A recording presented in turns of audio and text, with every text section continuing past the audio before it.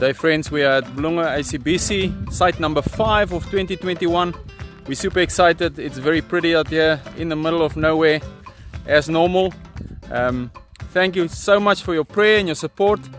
And yeah, we're excited to see what God's going to do in this community. Thank you so much. My name is Dumsokwe from Bulunga ICBC. I thank you for your prayer and your support.